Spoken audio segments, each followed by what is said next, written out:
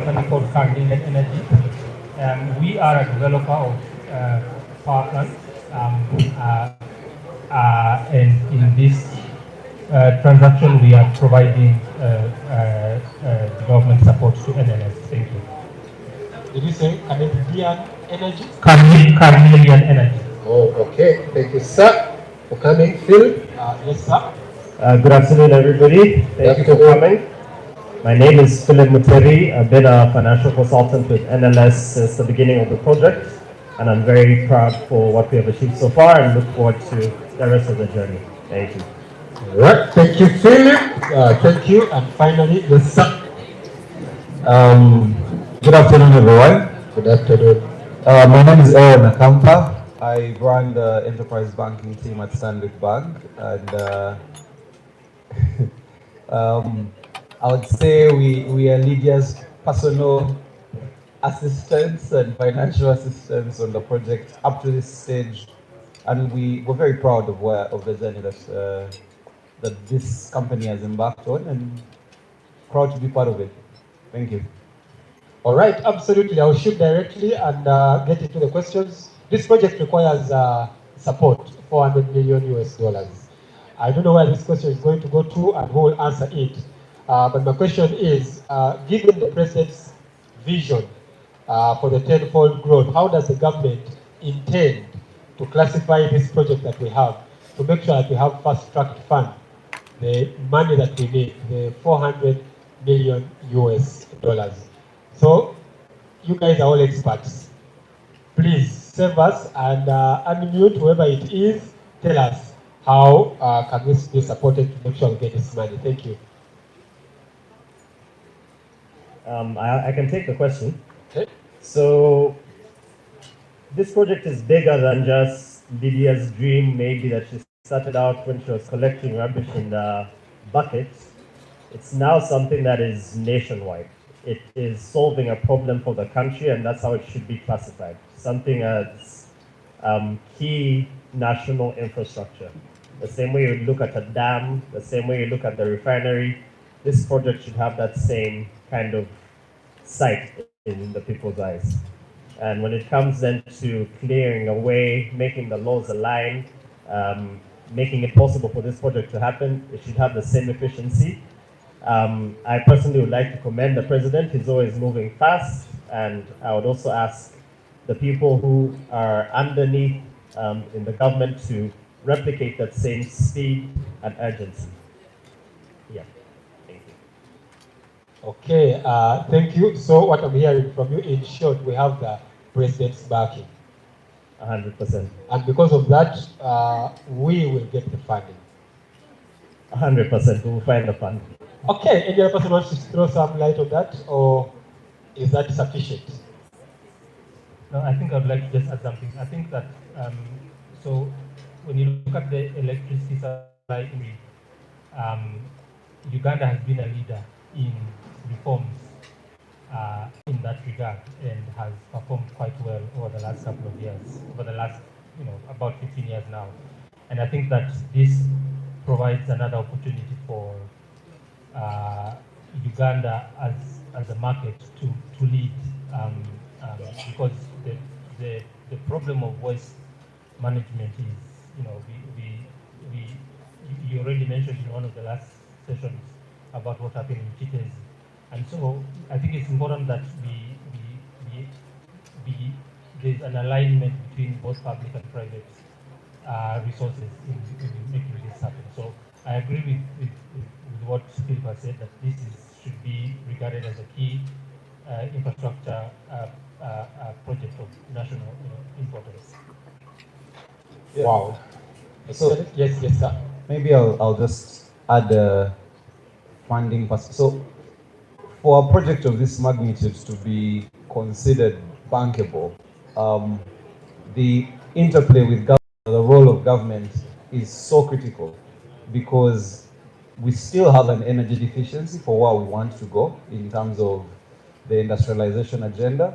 The location of the plant is ideal in that the consumption of energy within just this entire community can only go one direction. But that's one half of the equation. the other half of the equation is there is a waste management massive challenge. There was a crisis before Chiteze. It's become probably the elevation of its importance was it's more profound now, more than ever before. So from a fiscal or from a government perspective, two problems are being solved with one solution. So I can see why the government would take this as a key priority, and I can see how with their support then getting funding to pull something like this off becomes not easier but a lot more palatable. Without government, it's much harder. Yeah. Okay, thank you so much. Zamo has something to add on that. Yeah, no, I was a little bit distracted. Can you please repeat the question? Okay, the question is really about the funding. We need, from my knowledge, $400 million US dollars. And so the question was, how do we fast track this? How do we align? How does government come through and, we get support from government to get this money for the project? Oh, Yes. okay, no, thank you. So from our perspective as the EPC partner, we invest in this project a minimum of 10 to 15% into the project. So this project typically becomes 30% of equity and 70% of senior debt. So the equity partners, they form something called a special purpose vehicle, which is an SPV. Now, this SPV becomes the owner of this plant. So they contribute towards this 30%. So for example, we'll come in with 15%, Standard Bank will come in with some portion, and then also we've got some international investors that we work with that have invested in other projects that we are doing. So basically, the money is not the issue because the technology is proven. You see, the most important thing becomes the component of government in terms of the contractual obligations to make the project work. You see, so I'll explain a little bit the types of contracts that we need to have in place so that the project can move forward. So a triple P set up for such a project, it will start with the pre-engineering, of which we are at that stage now. The pre-engineering takes about 6 months with the parties, and then after the negotiations have ended, they take about 3 months. Then after that, we reach financial closure of the project, which means that the project is equitable to move forward. Then the construction period takes about 36 months, which is about 3 years to get the project up and running. Let me just end there and then we'll further divulge more as we go on. Thank you. Okay, powerful. So we get to see where the financing comes from. Now, maybe to just push it a bit, then we move on probably to Aaron. Aaron, you could answer a bit of the credit. It's talked about the equity debt percentages. Now, and I think one of the person mentioned that Uganda has led in many of these forums, the projects that we have. So my question there would be, what specific credit enhancement tools that would we put in place that would help us to come off credit worthy as Uganda to our international investors? Would like to know, are they even willing to lend us? You said the money wouldn't be a problem, but just for comfort and to throw some light onto that, what credit enhancement tools would we put in place? Yes, sir. So again, a lot of these discussions are currently happening. The bank, once government is on board, to the lovely gentleman's point, once government is on board and we have certain contracts in place in terms of the offtake of the power that is generated, the payment for consumption of the waste that's in, then we are generating sufficient cash flows, or you're able to look at the IRR on a project like this and say, actually, there is sufficient ability to give a return on investment for the equity providers, but then there is enough cash flow being generated based on what has been contractually tied into the PPAs and all that, to make the project bankable. With regards to how we bring the debt down, there's options. There's climate bonds. There's blended financing that can be brought in with partners, whether in Europe. These are projects that could potentially. This is a project that could potentially generate carbon credits down the road that can be sold onto the on the carbon credit markets. There is tremendous opportunity, but it all starts with what do the contracts look like with the government, what's in place, but all that is, we have the right minds together as part of the SPV. A lot of these conversations are at a very advanced level. I mean, Lydia has been at this for 6 years now, 7 years. It's not a, plus there's very detailed studies both from a feasibility, the environmental studies, a lot has gone in it already that we are utilizing and that we're looking at. We're bringing the group, Standard Bank Group, as part of this journey. And so we look at this as something that, for a strategic imperative of ours, which is ensuring that we are operating in a climate smart environment, we're building sustainable, we're supporting the sustainable businesses. This fully aligns with our purpose as a bank, from Africa as a home, we drive our growth. This is one of those projects that we can look at and say, this will work. So that would be my 2 cents on this particular endeavor. So conversations have been ongoing for some time, but I'm sure between these lovely gentlemen here, they can shed a bit more light onto some of the intricate details. Yeah, so in regards to credit enhancement, the way I see it is you're looking at the risk. The risk of the project is in 3 parts maybe. Execution risk, that's ability to pull the project off, and in that regard we're dealing with a EPC partner who has tremendous experience in this, so that risk is minimized. Then you look at the payment risk. So once the plant is up, how are you going to get paid? And I think those are the contracts that they're talking about. The PPA, the contracts with the local government. Once we have those tied in, and we have the government committed to that, that risk is also nullified. Then the final risk is maybe just about the country you're in and how it's operating. And you know, Uganda is a beautiful place, we are very happy, so I think that is also nullified. So the project is pretty much credit enhanced. Okay, I love that. Uganda is a beautiful country and we are happy. We shall bring our waste. Yes. Yes, I love that. Anyone wants to throw anything before? Yes, sir. Mzango. Yeah, so because of the experience that we have, we come with the Swiss ECA as a credit enhancement as well.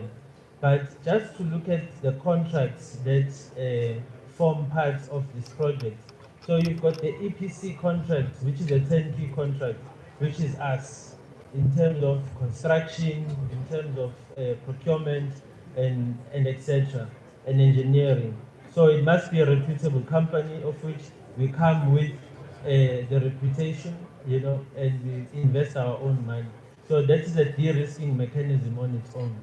Then you've got the O&M, the operational and maintenance of the plant.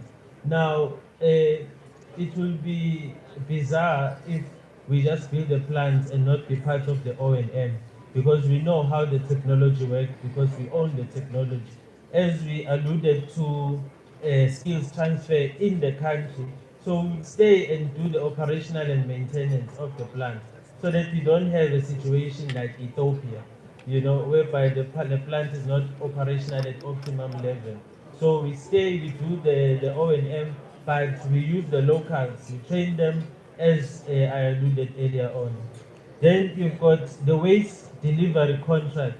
Now, this is the most significant one because without the waste, if you are saying that there must be 1,500 tons per day, then there must be 1,000 tons a day because there's a contract, it's called put or pay, you know.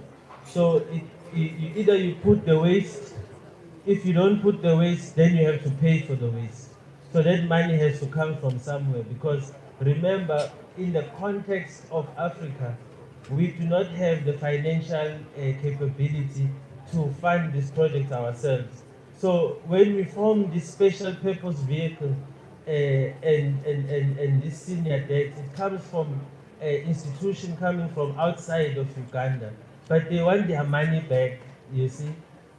So sometimes it takes 20 years or 25 years. And then you've got a power purchase agreement. Now, the power purchase agreement, remember, this power that is being generated, someone has to take it, you know, and say, we're going to take this power for the next 20 years at a certain tariff, so that we are able to calculate the IRR or the ROI of the project, you see. So the off-taker is important. The waste agreement needs to correlate with the PPA, you know. So the PPA is take or pay.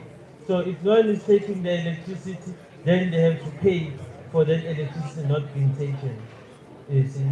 So, and then we've got the concession, you know, agreement, which, you know, is a normal one, you know. So those are the contracts that take shape, so to bring the project into bankability. I thank you for now. Okay, interesting question, interesting discussions here. That's why I said I'll keep the finance questions short. When they start speaking English like IRR that we last had in school, we need to make sure that we understand this. But yeah, you're trying to simplify it, to try to get it and understand. I don't know if this will go to Philip or Peter. How can the Ministry of Finance quantify the avoided costs in terms of public health, disaster management, and land restoration to justify a bespoke financial framework for this project? How can the Ministry of Finance go about that? I don't know who will answer it, but please give it a shot. I'll take this. Okay, so so we are looking at a project that is not only an energy generation project, and it has a very important and at the moment currently challenging aspect of the environment. So everything to do with health and safety, environmental management, and so on and so forth. And there is a cost. There is actually money that KCCA and Ministry of Local Government and others are actually spending every month on the waste management side. So at the landfill at Chitezi, when the waste reaches Chitezi, there is work that has to be done in managing that landfill. And so I think that the avoided costs then will be the quantifiable costs, the actual money that is actually being spent by the government, but there are also unquantifiable costs, like what the incident that happened in Chitezi about a year ago. And so there's definitely a big argument, a very big argument to be made for the importance of a power plant such as this that completely eliminates the need for those both quantifiable and unquantifiable costs. Okay, more or less some being unpredictable. I don't know if you want to add something? Yes, so one thing that the Ministry of Finance, the good thing is that into this business to make a profit. So they look at two bottom lines. One thing is the financial bottom line, the other is the social bottom line. The social bottom line here is what we need to quantify in terms of the lives saved. You saw the Chitezi disaster, as many have mentioned. There is other issues around Chitezi is 35 acres, which is 10 meters high. A mountain that goes across in the middle of our city. It is unsustainable, it cannot continue that way. It's losing value of land, people are getting sick. Those additional things affect the healthcare system, affect the water that we drink. They have a long-term impact. The Ministry of Finance can look at it in that way in terms of the long-term impact this project would have if it did not exist. It would be total destruction for our city. Okay, impressive, interesting. Thank you so much for that. I'll just have two more questions, and please choose who will answer. We are going to look at the roadmap. We'd like to know about the roadmap, and members could be listening and wondering, what is the roadmap for synchronizing the energy, waste, and implementation agreements to ensure that we hit the 18 months for the project, like for the financial close? What is the roadmap for synchronizing the energy, waste, and implementation agreements to ensure that we hit the 18 months target for the financial close?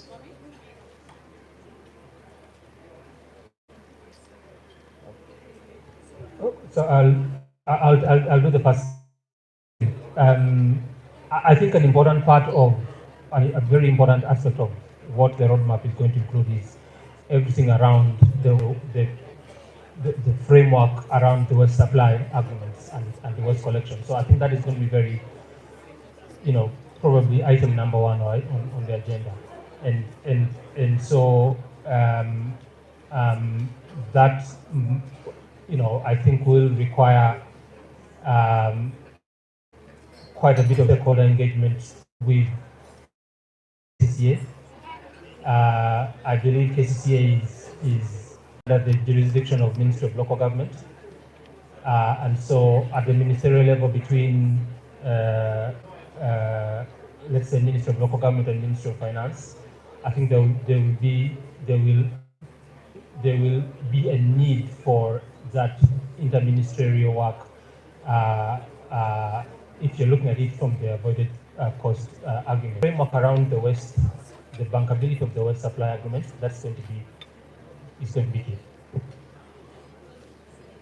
Okay, thank you, sir.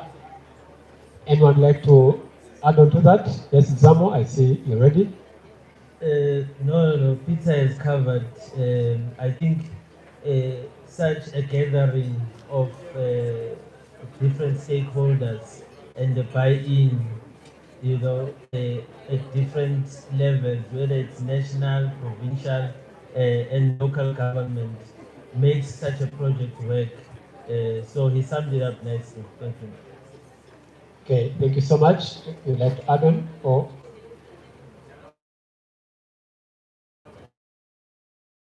My final question then goes to the project examination, 36 months, correct? That's 3 years, around 3 years. The procurement will be highly local, correct? So how will this project, probably have to ask, how will this project then help to catalyze the Ghana manufacturing industry from your view? Because it's going to take quite because we also want to say there's a manufacturer watching and saying, how do I come in? And we know it's going to happen in here. Skills are going to be transferred locally. We're doing everything here. So how will this project catalyze the manufacturing sector in the country? Take that one, maybe have a bite at it. As I said earlier, that we focus on 50 to 60% localization. It's actually cheaper to actually work with local contractors. Where there is no skill, there will be training, transfer of skills. So that's very important in terms of the business model, So the construction companies obviously have to be reputable.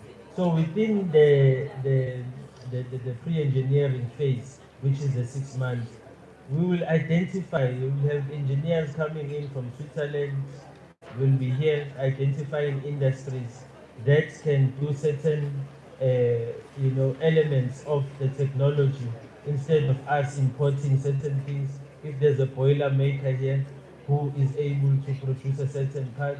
Why don't we use the local people, you see? In terms of construction, I mean, there's many construction companies here and workers, you know. So any specialized skill, there will be skills transfer. But for those skills that are available in the country, why not? Thank you. Okay, thank you so much. I see Aaron, you have something to add on.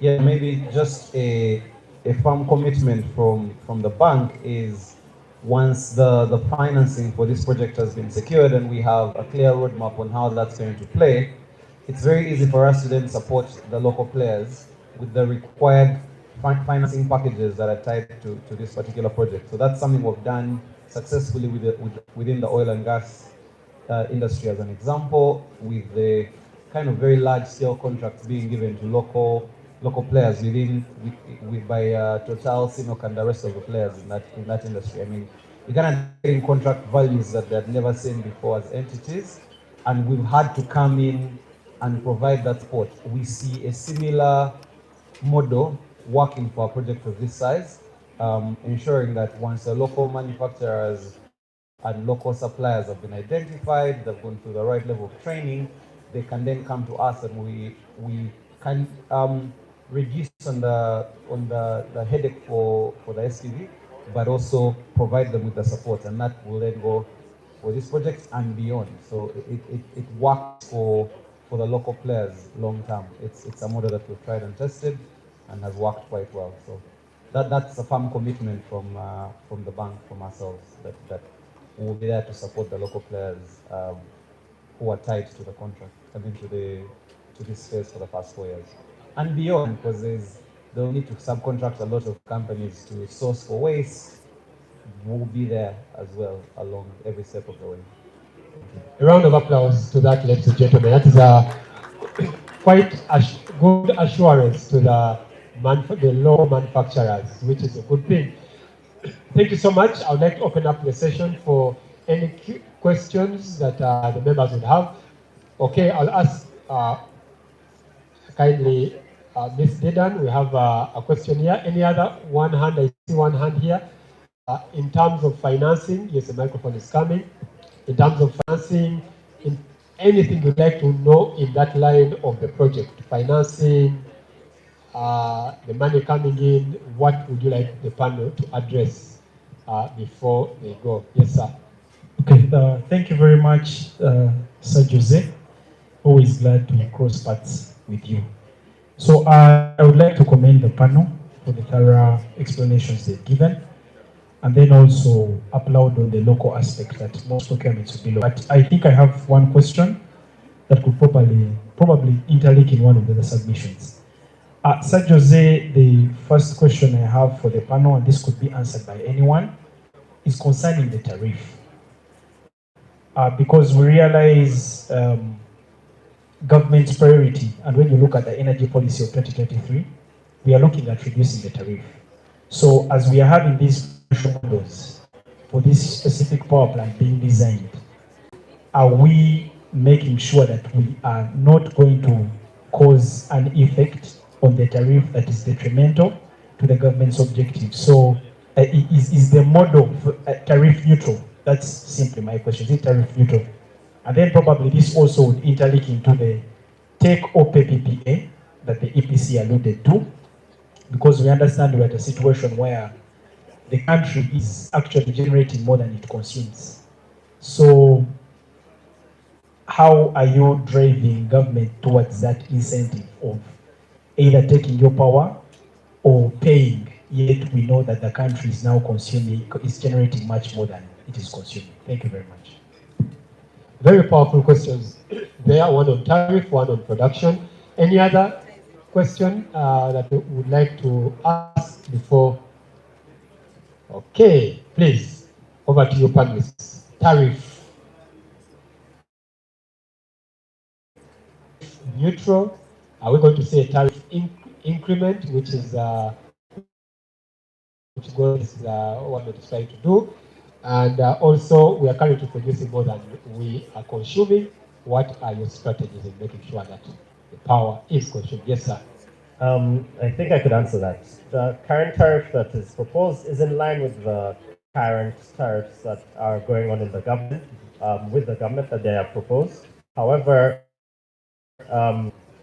answering your second question as well, this industry is a rising tide raises all ships. So it will catalyze other industries. The reason why we are producing more than we consume currently is simply because we haven't reached our target for industrialization as a country. This industry, as my colleagues mentioned before, we are inspiring other industries to grow. So for example, the steel that we shall need to set up this thing will have to be built maybe by roofing, so steel and tube or whoever. They might need to expand their base as well in terms of being able to produce to that scale, to produce for the oil refinery and all these different industries that are now coming up. That will also increase that consumption, and that again will align with what the government is trying to achieve. So the power generated is not going to be wasted or just taken just for the case of being taken. And the second thing maybe I should mention is this is not only a power project, it's also a waste management project. So the power is a byproduct of us trying to find a solution to this waste. So the project is multifaceted. It will impact other industries, cause them to grow, create new demand for the power that it's going to supply. It's already in line with the current tariffs, and it will also be solving another big problem that we have in the waste sector. Thank you. Thank you. Mr. Sama, I see you like to add something. Yeah, no. He said it beautifully. That in terms of the tariff structure, with so many banking capabilities in terms of business modeling, or we can work out something. It won't be a strain to the consumer. You see, so that's not an issue. But he touched a very important element about this project, which is the industrialization of waste management. If you remember, the reason why we've got so many problems in Africa is that we are stuck in the agricultural age, So when we moved from the agricultural stage to Fordism, whereby other countries or continents were creating cars, Africa was not creating cars. That's why we consume cars, you see. And then from Fordism came globalization, you see. So now we could not globalize because we did not participate in the Fordism, you see. So now we have an opportunity. You look at Germany. Germany, after the Second World War, at the Treaty of Versailles, they were hit with sanctions. The name made in Germany was a sanction not to buy from Germany. But at the Treaty of Versailles, they said Germany cannot produce automated engines. But Germany, they grouped together as a nation and created manual machines. I don't know if you are familiar with the Singer machine. They made sure that every element that they made was quality. Hence today, you've got your Mercedes-Benz, you've got your BMW, you've got your Porsche, because out of that operation, they were able to standardize quality and make sure that they take advantage of the industrialization. Now, as Africa, we have an opportunity, as one of the youngest generations, in terms of growth. We are, in the next 10 years, the whole world will be looking at Africa to come and get employment and to get opportunity in terms of fintech and etc. So this opportunity of industrializing waste management is at the dawn, and this kind of a project is a catalyst to make sure that we rectify the past and become part of the future. Thank you. Excellent. Round of applause. A round of applause to that. Thank you. Very powerful submission. Any other take before I release the panelists? Any? Okay. Yes, sir. Thank you for that question. I have a little bit of a different take regarding the two aspects that you mentioned, which is the cost of electricity and the take-or-pay let's say clauses in the PPA. And my submission is that, and this is based off of sort of the first phase of IPPs in this country, because we've basically gone through, one phase which began around 2011, maybe 2010, and so two things came out of two observations. Number one is that the amount of risk that capital takes, or the capital providers take to provide their support to these power plants is quite enormous. And why do I know this? One of the power plants that we were developing at the time, about a month to commissioning, we get hit by a flood, and about 30% of what we had already built, goes. It was quite a stressful time that time, trying to figure out how do we deal with it. And so, if the capital that comes into these power plants is not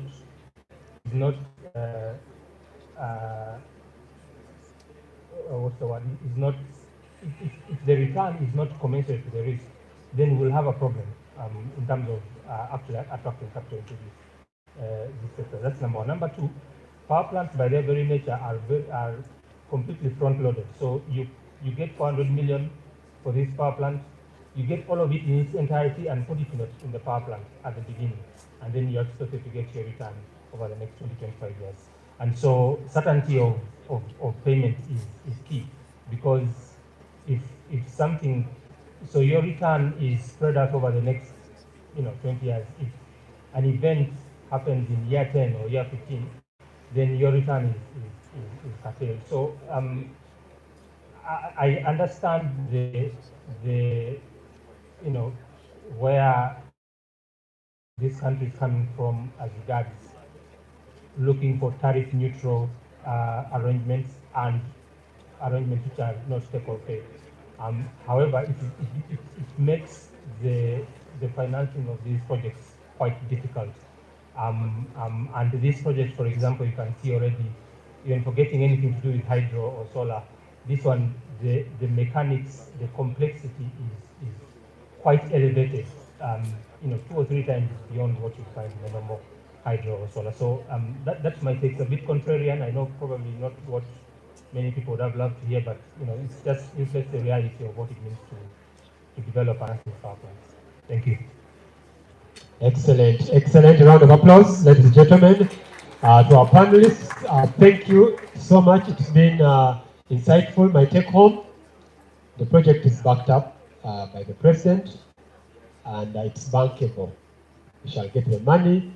Already our EPC, the contractors have 15% coming through, and also including Stanbic Bank, which will have a portion of the funds capital coming in, and therefore it's a very important and strategic project. And one thing which has come out strongly is that it is multifaceted.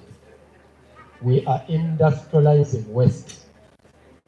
Therefore, we are making sure that the waste is managed well to avoid what happened in Chitezi. We are also creating more demand. Industries need to come up, and growth of the economy. There's employment coming up, and also other products away from the energy that will be created. I don't know the value of the other products from the ash, but there are other products that will come out. So with that, that brings us to the end of our third panel, talking about the finances. Ladies and gentlemen, a round of applause to Peter Chimuli, Philip Mutebi, and our very good friend Aaron and Zamo. Thank you so much. Please, you can have your seats. Please make sure you interact and network. Some of these you need to keep the discussion, especially the finances. If it comes to technical, short. I usually tell people that one of the reasons I went back to do my MBA in finance and accounting was just to make sure I understand these people. Because as an engineer, when they start discussing their technical terms, you start dozing. But now you start understanding a bit to make sure that the conversation is understood. Thank you so much. I will yours truly, Sir Jose. Over to you, Miss Dedan. Thank you so much for that session right there. Now, without much further ado, I'd like first of all to let you know you're going nowhere. The Mchomo is already on the fire. We have Mchomo ready. There is a whole barbecue being set up. It's about three-quarter ready, three-quarter way ready. Number two, to our Muslim brothers and sisters, our food is ready for you. If I'm wrong, please correct me, but I believe it's iftar. The iftar, if you need yours packed, we have all of you in our thoughts. So do not worry. Whenever you are ready to step out, we have your food ready for you. Just call either I or one of the waiters and they'll make sure you are all catered to. With that said, I'd like to finally say Asanteni Sana, but before I do that, I want to remind you we have drinks for those who are allowed to actually partake. And by the way, again, we encourage responsible drinking. There is water. Ruenzori has really given us water. So as you enjoy your drinks, please make sure you drink responsibly. And you have to be 18 and above. Some people here don't look as if they are that age. Hello, madam. Hey, young sister of mine, younger sister. For me, all I can say is it's been a pleasure hosting you. My name is Miss Dedan, and I have to also say a very big thank you to the ATS team who have made sure this place looks this beautiful. But I do not want to say too many thank yous. I'd like to call one of our board members, Mr. Nkutu David, to please come on stage, give us the final remarks. I'd also like to call our CEO, Lydia Sison, to come and give her final thanks to every single person who has made this day this fruitful. So ladies and gentlemen, please, a round of applause for Mr. David Nkutu.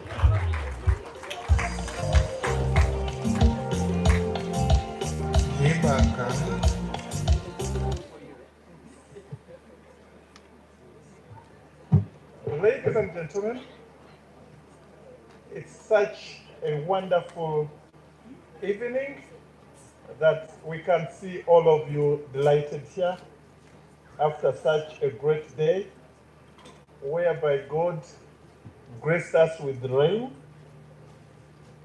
In Busoga, when you get a rain on such a function, it's a blessing because rain is a symbol of harvesting. So here it's a symbol of success.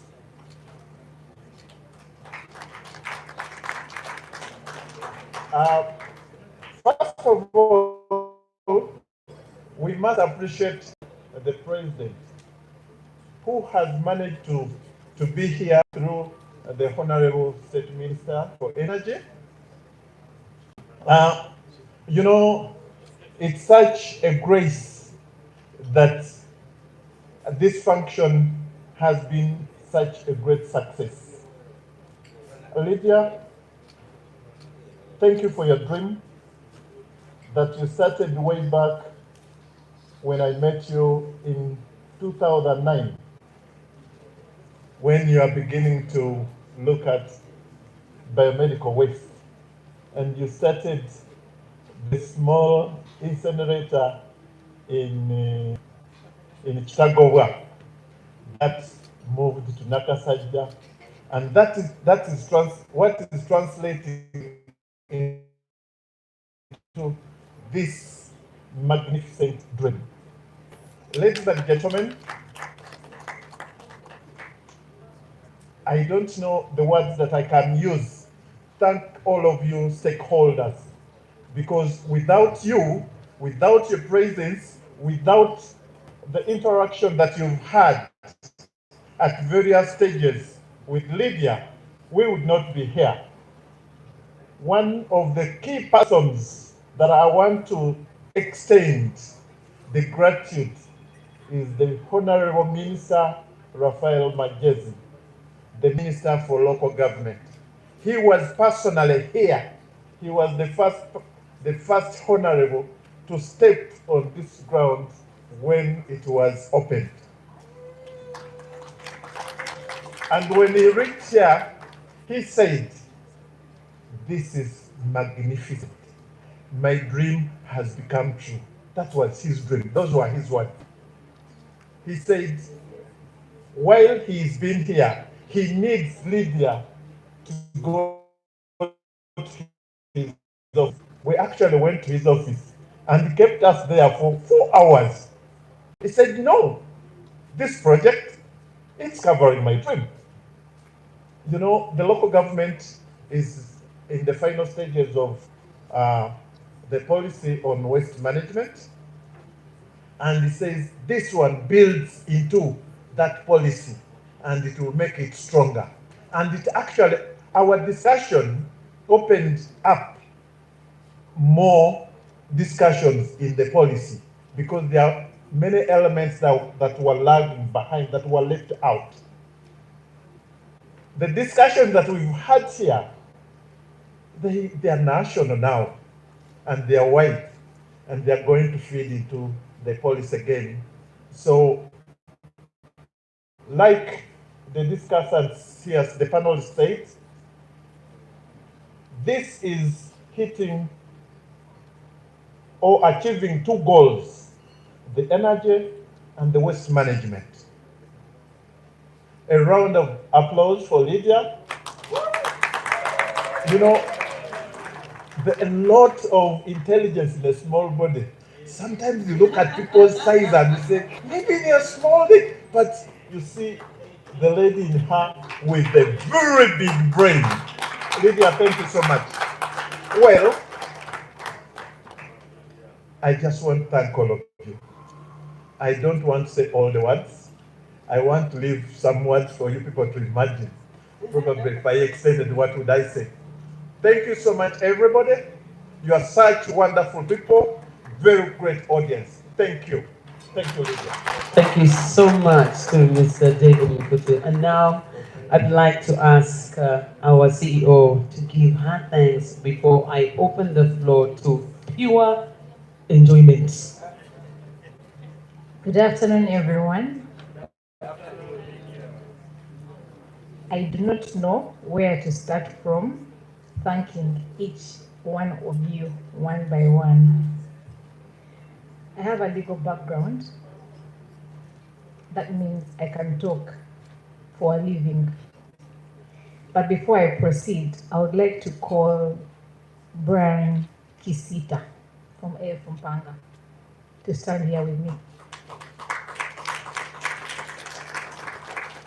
As Brian is making his way, I don't do stereotypes, but along this journey, I've learned to believe that there are schools and then there are schools.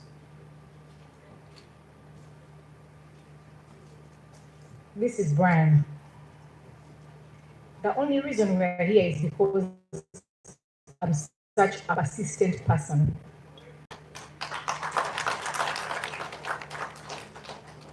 Anyone who has worked with me, if I want something, I will get it.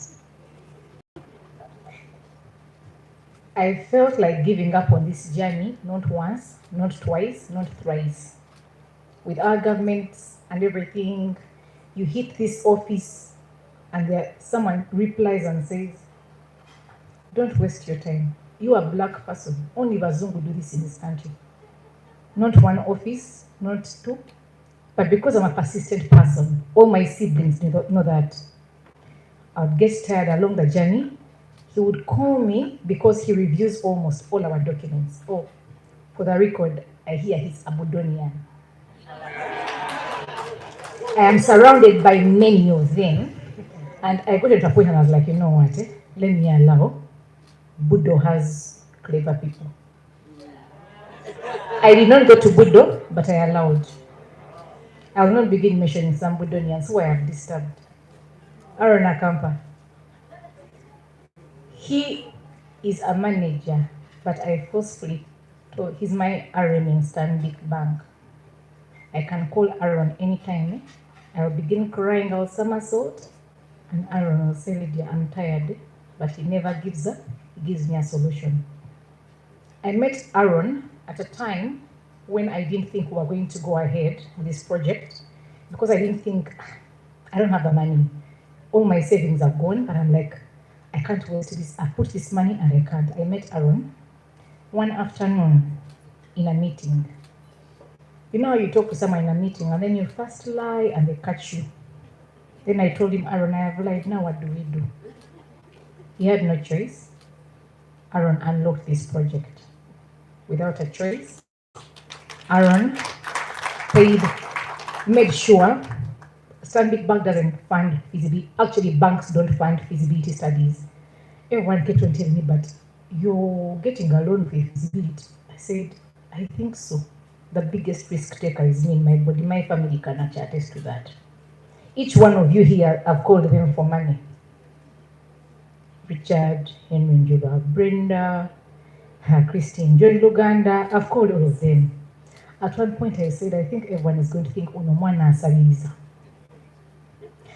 One time, with a friend of mine called Elaine, she called me and told me, Naididi, I'm tired. Stop calling me for like a week. We can't be looking for a lot of money every day. Today we're looking for 200 million. We don't get it. We go and look for 100. I come, we look for 100. And I'm like, now what do we do? She's like, stop calling me for like a month. But as you say, stop calling, I call and I'm like, Elaine, I'm looking for this. I give her a solution. She gives me a solution. Elaine, thank you very much. Every single time I felt like giving up. And Brian calls me. He's like, I have reviewed this document. I'm like, I'm tired of the project. Do not disturb me. He's like, okay, Lydia, I'll call you back. So Brian gets up. OHT Wadaudi Mpanga calls me. They have told me you're not in the mood of talking. Are you okay? I said no. He says, okay, sleep. We shall talk tomorrow. I hang up. Brian calls me. Now there's this document for review. And I actually told him at the end of this project, I think I'm going to be such a good engineer, and I think I am one. I've met people on this journey. I would like to thank each one of you here. There's a gentleman called Kalema Saleh.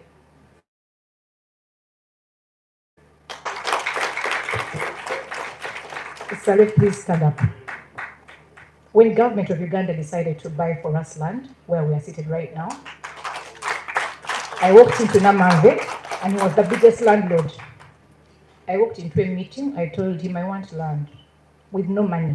Aaron has told me we don't fund money, Lydia. I have no money for land. I tell him, now what do we do? I sat in a meeting and I told him, I need money, I need land because government is going to buy for us land. Saleh, just out of, I think, faith and favor, every single time I'm praying, I say, well, just in front of anyone I meet.